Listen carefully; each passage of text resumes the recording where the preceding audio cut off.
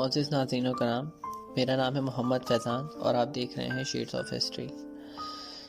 جناب والا، ہم آپ سے تاریخ ترکوں کے بارے میں ڈسکس کر رہے تھے اپنی پچھلی ویڈیو میں، اور میں نے آپ سے کہا تھا کہ میں آپ کو ترکوں میں اسلام کا نفاذ کیسے ہوا اس بارے میں بتانے لگا ہوں۔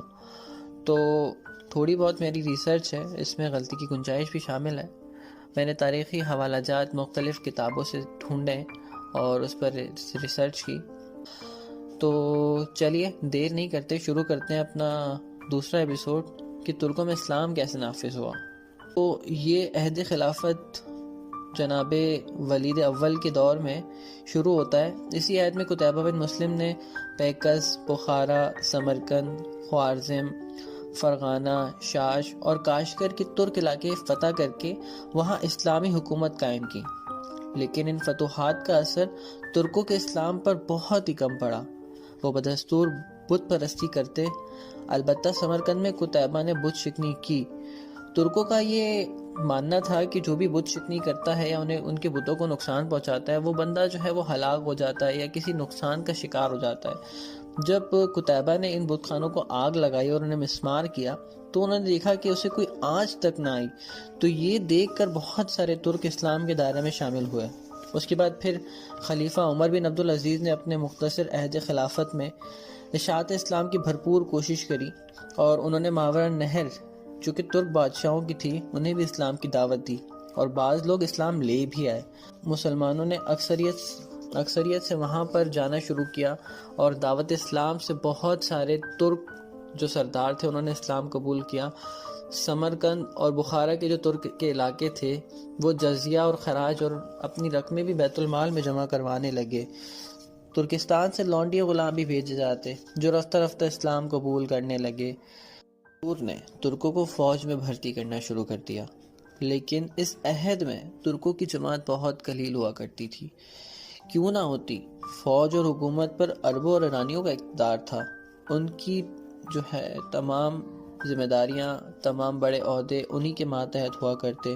جب معتصم خلیفہ ہوئے تو اس نے ایرانیوں کے اقتدار سے خائف ہو کر ترکوں سے مدد حاصل کرنا چاہی، کیونکہ اس کی ماں بھی ترک ہی تھی۔ چنانچہ اس نے ہزاروں ترک غلام خریدے، انہیں تعلیم اسلام دی، فوجی تربیت دی، اور اپنی فوج میں ترکوں کو شامل کر لیا اور قوت تیزی سے بڑھانے لگا۔ معتصم جو کہ خطرناک مثال کا سب سے پہلا بانی تھا، 50,000 سے زائد ترکوں کو دارالخلافہ میں لا کر آباد کیا گیا۔ اس نے ان کا طلا ریشمی کا لباس تجویز کیا اور زرین طبقے دار میں وردی شامل کی، جس کی وجہ سے ترکوں کے دستے اور ترک فوج بہت ہی ممتاز معلوم ہوا کرتی۔ ہر سال ہزاروں ترک غلام پایہ تخت میں لائے جاتے، اور کچھ ان کے شاہی محافظ دستے میں شامل بھی کیے جاتے، اور باقی فوجی بھرتی کیے جاتے جو کہ اپنی قابلیت میں زیادہ ممتاز ہوتے، وہ فوجوں کے سپہ سالار مقرر کر دیے جاتے۔ اور جو ترکوں کی طاقت قوت فوج میں بڑھنے لگی تو عربی دستے کم کر دیے گئے۔ ترکوں کو چونکہ خلیفہ کی خاص سرپرستی حاصل تھی، اسی لیے ترکوں کے بغداد سے باہر ایک چھاونی تیار کی گئی۔ اس غرض سے ان کے لیے سامرا کا ایک مقام پسند کیا گیا جو بغداد سے تقریباً 60 میل کے فاصلے پر واقع تھا۔ یہ مقام خلیفہ کو اتنا پسند آیا کہ اس نے اس کا نام تبدیل کر کے سرمن رائے رکھ دیا، جس کا مطلب جس نے دیکھا اسے خوش ہوا۔ خلیفہ کے وزراء بھی انہی عالی شان محل میں رہا کرتے۔ چونکہ معتصم نے بغداد کا قیام ترک کر کے اپنا ترک سپاہ کے ساتھ سامرا میں رہنا شروع کر دیا، اس لیے رایا کا ہر طبقہ شہر میں آباد ہونے لگے، اور تھوڑے ہی دنوں میں سامرا نے ایک نہایت پر رونق شہر کا درجہ حاصل کر لیا۔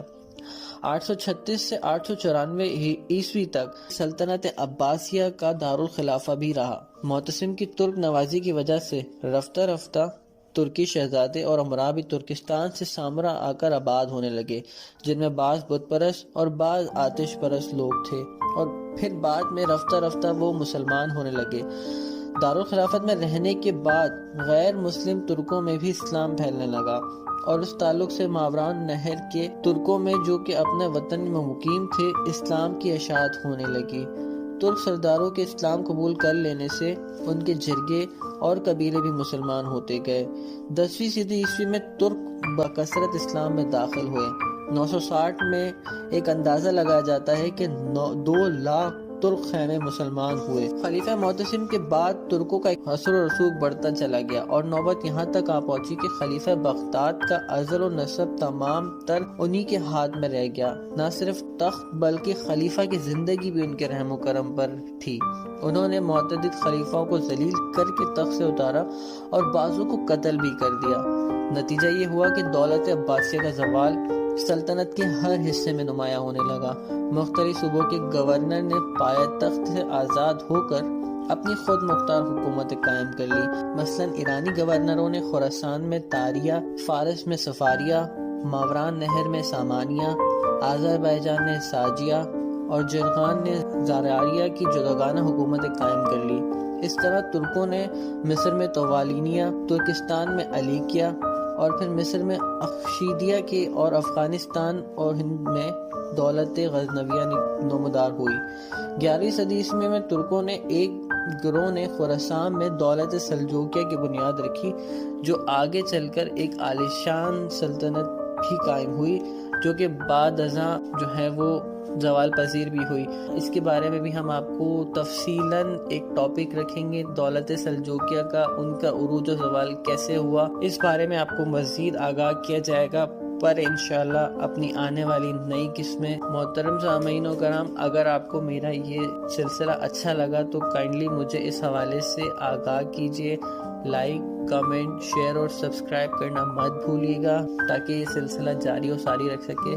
اس کے بعد انشاءاللہ ہم نے اور بھی بہت ساری قوموں کی تاریخ کو ڈسکس کرنا ہے، تو تب تک کے لیے اپنا بہت سارا خیال رکھیے گا، اپنے سے جڑے لوگوں کا خیال رکھیں۔ اللہ حافظ، اللہ نگہبان۔